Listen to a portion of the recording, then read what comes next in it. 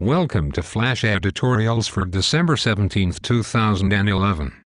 Anita Stiffy and Hey Would You Blow Me are on assignment at Sentinel's Resort in the Bahamas, investigating the shocking failure rate of latex condoms.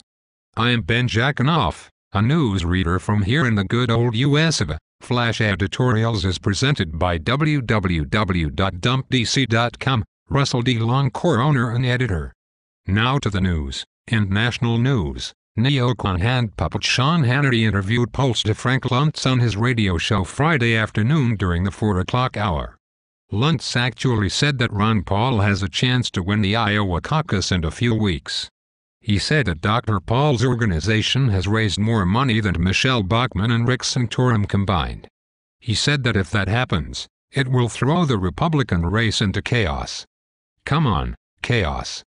We are rooting for you. The Nation Part 2. The Senate passed the National Defense Authorization Act this week.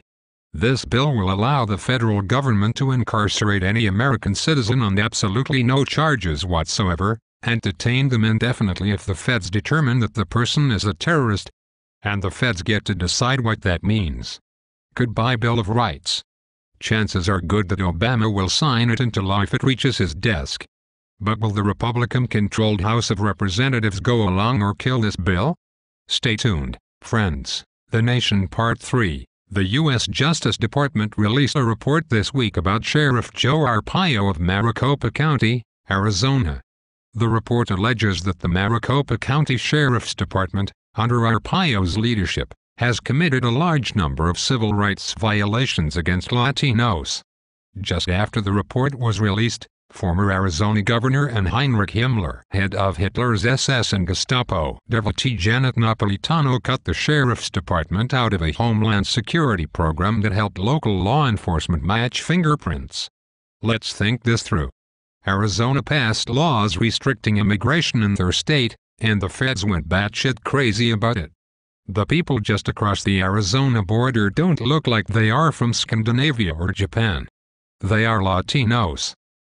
Only a blind man would not notice, even though the act of noticing is called racial profiling by the feds. The feds have a bunch of dumbass laws about racial profiling that are being broken by Arizona law enforcement. They are actually doing the exact opposite in Maricopa County that the TSA is doing in every American airport. The deputies are actually willing to acknowledge that people are different, and that appearances matter. I see now. If Joe and his boys would just stop noticing that Mexicans cross the Mexican border illegally, all would be hunky-dory. In international news, Vladimir Putin was president of Russia. Then he got term limited and had to leave the office. He worked a deal with Dmitry Medvedev so that Medvedev won the presidency, and Putin got to be prime minister. Now Putin is running for president again. But now, Russians are not in a Putin mood. His popularity is at its lowest point ever. And just this week, Russian billionaire and New Jersey Nets owner Mikhail Prokhorov has announced that he will run against Putin in the coming race. This should be great political theater. In business news, on December 12th, commodities broker and liberty-loving fire-breather Ann Barnhart posted that if you have money in a 401k, you should get it out immediately, even if you cannot get it all, and will suffer penalties and taxation. She makes the point that if you cannot get your money, it is not really your money. Here is the link, www.barnhart.biz. Spend some time at her website, and scroll down to the December 12th posting. You will have to scroll past her Catholic rants to pick up the goodies. In economic news, the unemployment claims dropped to 366,000 this week. Remember that holiday hiring is mostly responsible for the drop. We're all glad for lower numbers of unemployment claims, but retail ain't manufacturing. And although the numbers are gratefully lower, don't forget that 366,000 people lost their jobs and filed unemployment just this week.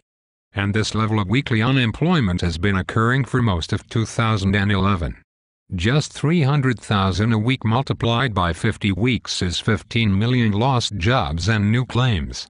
And Washington wants us to believe that the unemployment rate is just below 9%. In the world of sports, Baseball slugger Barry Bonds stood for sentencing on a federal conviction for obstruction of justice today and got 2 years probation. Then the judge suspended the sentence, freeing Bonds during his appeals. No way in hell that Barry Bonds will ever see the inside of a prison cell for using anabolic steroids. And an obstruction of justice conviction is what the feds settle for when the rest of their case is bogus. Getting part of Barry's ass was better than no ass at all. A person can get an obstruction rap simply by proclaiming your innocence and not bending over the couch and spreading your cheeks for a federal prosecutor. Asked Martha Stewart about that. Finally, in entertainment news, Christopher Hitchens, the raconteur and writer for Vanity Fair magazine, died this week at age 62 of cancer. A heavy smoker and hard drinker, Hitchens had a biting wit and was never without a clever quip. He railed against all he saw as inequitable and hypocritical, and recently wrote and spoke eloquently against organized religion. So, I'm looking for the quote from a member of the religious community that God popped a cap in his ass, so to speak, as a revenge hit.